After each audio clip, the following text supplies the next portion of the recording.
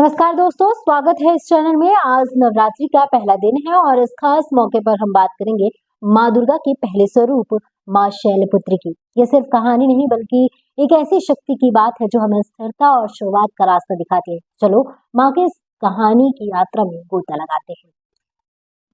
माँ शैलपुत्री, जैसा कि नाम से पता चलता है, शैल यानी पर्वत की पुत्री है। ये माँ दुर्गा का पहला स्वरूप है और इन्हें हिमालय की बेटी के रूप में पूजा जाता है। लेकिन रुकिए, ये सिर्फ पर्वत की बेटी ही नहीं बल्कि वो शक्ति है जो हमें जीवन में स्थिरता और दृढ़ता देती है। कहानी कुछ यूं है।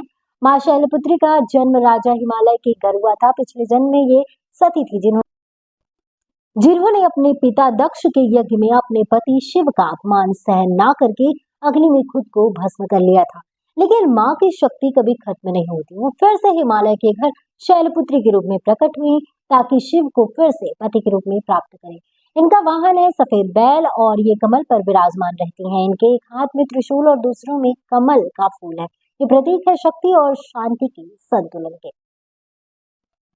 माँ शैलपुत्री मूलाधार चक्र की देवी है। योग और आध्यात्म में मूलाधार चक्र वो आधार है जो हमें स्थिरता, आत्मविश्वास और जीवन की नींव देता है। आज के इस भाग दौड़ भरी जिंदगी में जब हमारा मन अक्सर इधर उधर भटकता है, माँ शैलपुत्री हमें सिखाती है कि कैसे अपने लक्ष्यों पर टिके रहें।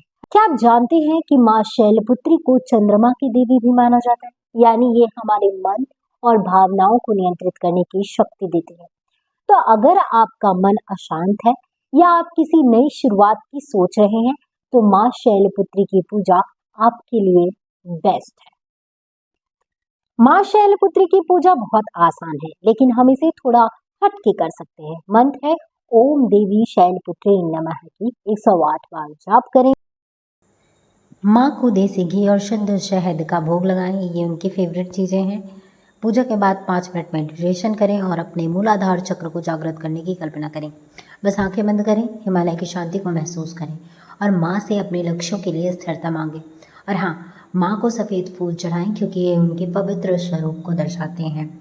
दोस्तों, ये थी माँ शैलपुत्री की कहानी और उनके अनोखे महत्व की बात। नवरात्रि का पहला दिन है तो आज माँ की पूजा ज़रूर करें और अपने जीवन में नई शुरुआत का संकल्प लें। कमेंट में बताएं कि आप नवरात्रि कैसे मना रहे हैं और अगर ये वीडियो पसंद आए तो लाइक, शेयर और सब्सक्राइब करना ना भूलें। माँ शैलपुत्री की कथा कृपा आप पर बनी रहे। नमस्कार दोस्तों, स्वागत है मेरे चैनल पर। आज नवरात्रि का पहला दिन है और इस खास मौके पर हम बात करेंगे माँ दुर्गा के पहले स्वरूप माँ शैलपुत्री की। ये सिर्फ एक कहानी नहीं बल्कि एक ऐसी शक्ति की बात है जो हमें स्थिरता और नई शुरुआत का रास्ता दिखाती है। तो चलो माँ की इस अनोखी यात्रा में गोता लगाएं। माँ शैलपुत्री, जैसा कि नाम से पता चलता है, शैल यानी पर्वत की पुत्री है। ये माँ दुर्गा का पहला स्वरूप है और इन्हें हिमालय की बेटी के रूप में पूजा जाता है। लेकिन रुकिए, ये सिर्फ पर्वत की बेटी ही नहीं बल्कि वो शक्ति है जो हमें जीवन में स्थिरता और दृढ़ता देती है। कहानी कुछ यूँ है। माँ शैलपुत्री का जन्म राजा हिमालय के घर हुआ था। पिछले जन्म में ये सती थी जिन्होंने अपने पिता दक्ष के यज्ञ में अपने पति शिव का अपमान सहन ना करके अग्नि में खुद को भस्म कर लिया था। लेकिन माँ की शक्ति कभी खत्म नहीं होती। वो फिर से हिमालय के घर शैलपुत्री के रूप में प्रकट हुई ताकि शिव को फिर से पति के रूप में प्राप्त करें। इनका वाहन है सफ़ेद बैल और ये कमल पर विराजमान रहती हैं। इनके एक हाथ में त्रिशूल और दूसरे में कमल का फूल है। ये प्रतीक है शक्ति और शांति के संतुलन की। माँ शैलपुत्री मूलाधार चक्र की देवी है। योग और अध्यात्म में मूलाधार चक्र वो आधार है जो हमें स्थिरता, आत्मविश्वास और जीवन की नींव देता है। आज के इस भागदौड़ भरे दौर में जब हमारा मन अक्सर इधर उधर भटकता है, माँ शैलपुत्री हमें सिखाती हैं कि कैसे अपने लक्ष्यों पर टिके रहें।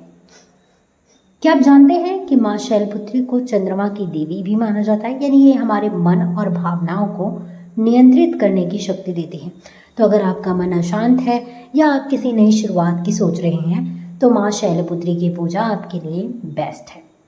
माँ शैलपुत्री की पूजा बहुत आसान है, लेकिन हम इसे थोड़ा हट के कर सकते हैं। तो ये तमाम जानकारियाँ कैसी लगी कमेंट बॉक्स में कमेंट कर ज़रूर बताएं। इस वीडियो को ज़्यादा शेयर करें, लाइक करें और चैनल को सब्सक्राइब करें और हाँ, बेल आइकन दबाना बिल्कुल भी ना भूलें जिससे कि आपको नए अपडेट्स मिलते रहें। धन्यवाद, नमस्कार।